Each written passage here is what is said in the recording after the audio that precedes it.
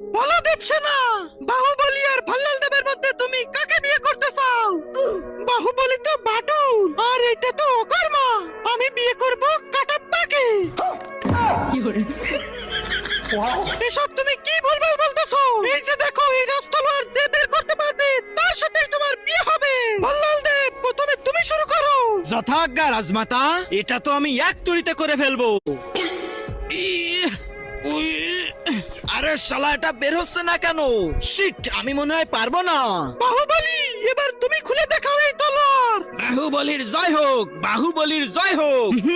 যুদ্ধের ময়দানে কত বাঘা বাঘা মালকে আমি উড়িয়ে দিয়ে আসলাম, আর এটা তো সামান্য তলোয়ার।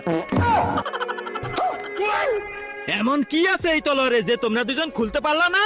এবার আমি একটু দেখি তো।